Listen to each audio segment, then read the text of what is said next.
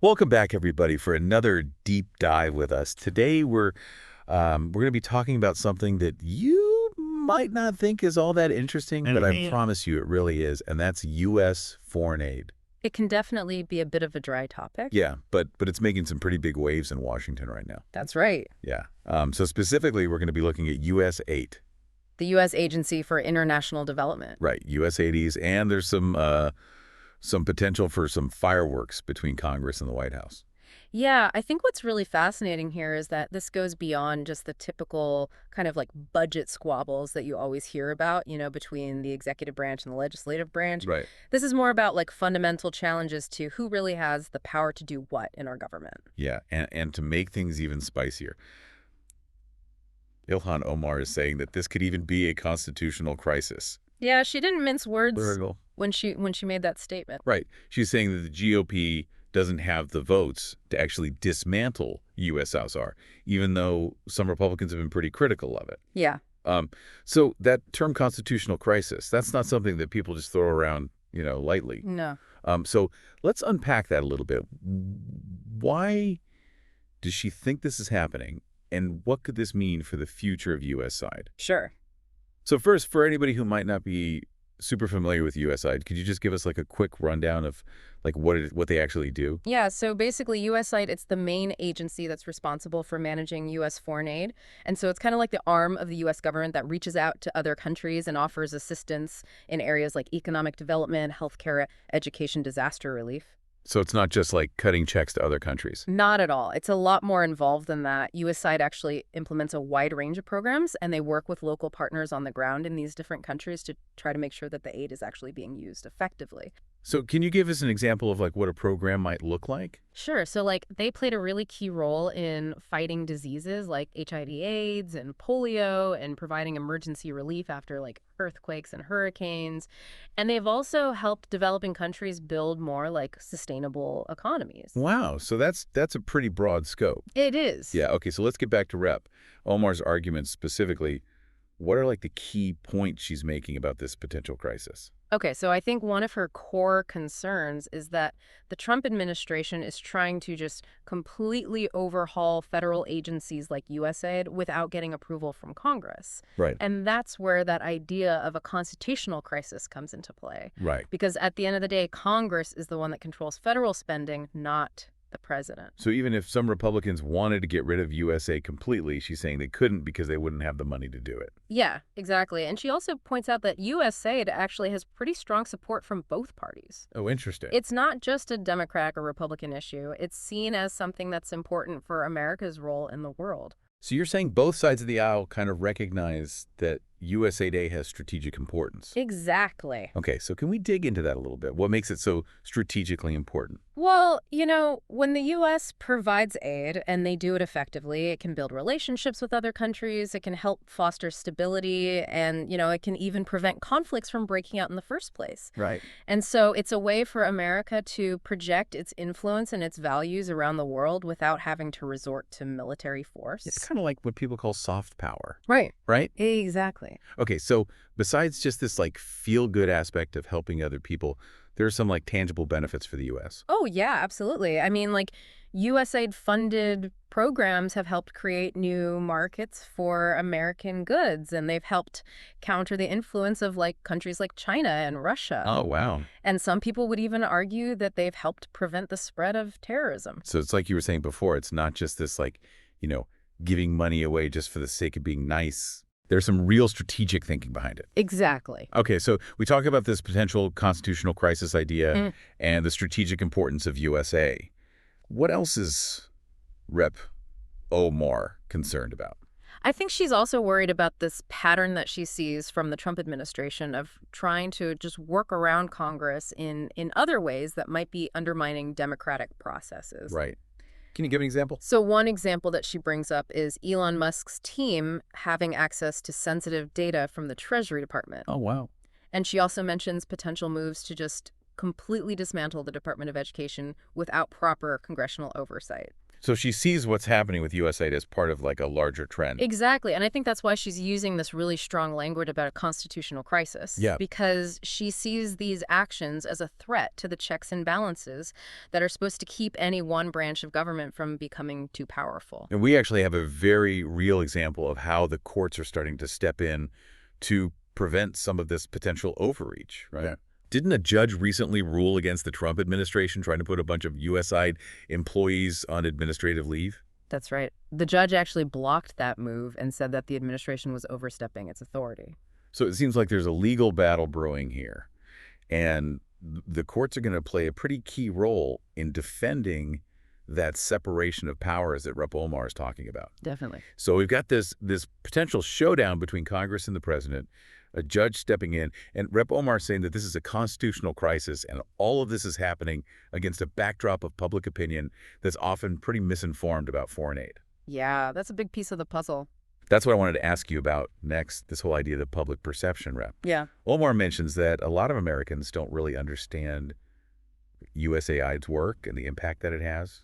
Yeah. What are your thoughts on that? I think she's right. A lot of people have this kind of like distorted view of foreign aid. They think it's just about, giving away money, and they don't see how it benefits the U.S. Yeah, I mean, I have to admit, I used to be one of those people. I didn't really get where the money was going or what kind of impact it was having. And that's part of the problem, because when people don't understand something, it makes it a lot easier for politicians to cut funding or, reshape it to fit their own agendas. Right, so it's like if we want to make sure that USAID is being used effectively, we need to educate the public. Exactly. Yeah. We need to help people see how it actually works and show them the positive impact that it's having, not just for people around the world, but for U.S. interests, too. So can you give us some examples of what that impact looks like? Sure. So USA programs have helped farmers in developing countries increase their crop yields. They've trained healthcare workers to fight diseases, and they've provided clean water to communities that desperately needed it. So it's not just about helping individuals, it's about strengthening entire communities and countries. Right. And when people have access to healthcare and education and economic opportunity, they're less likely to be drawn to extremism or become destabilizing forces. That makes a lot of sense. So we've got Rep. Omar warning about a potential crisis. We've got the courts getting involved, and we've got this whole issue of public education.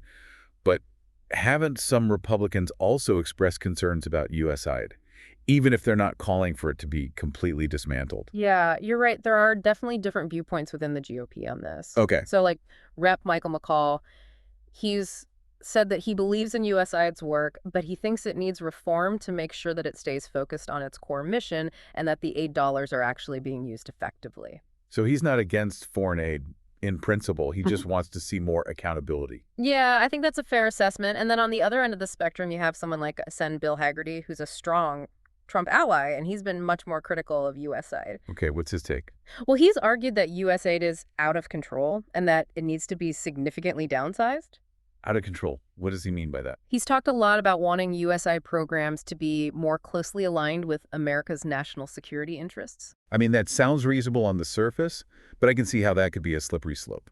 Yeah, it could mean that we start prioritizing aid that directly benefits the U.S., economically or militarily, maybe even at the expense of humanitarian needs. Right. So it raises the question of, like, what is the real purpose of foreign aid? Are we using it as a tool of foreign policy, or are we trying to help people? That's a huge question, and it's a debate that's worth having, because how we answer that question is going to shape the future of U.S. foreign aid. And it's not just some, like, abstract debate happening in Washington.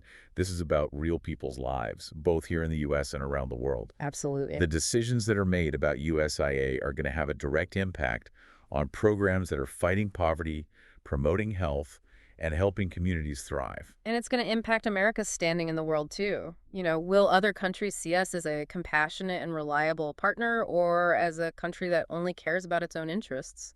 It seems like Rep. Omar is saying that the very structure of our government is being tested in this whole USAID situation. I think that's a fair reading of her perspective. And, whether or not you agree with her assessment that it's a constitutional crisis, there's no question that there's a lot at stake here. So where does that leave us? I mean, we've got these strong opinions from both sides.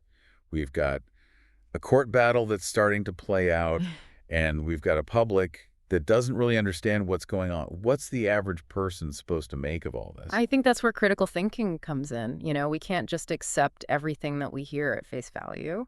Right. It's more important than ever to question assumptions and to look for evidence and to be willing to change our minds when we're presented with new information. So how can our listeners do that? How can they cut through all the noise and figure out what to believe? Yeah. It feels like we're just constantly bombarded with information these days. How do we even know if we're getting, the straight story? Yeah, it really is a challenge. Yeah. We're in this age of information overload and everybody has an agenda. Right. So it can be really tough to figure out what's real and what's not.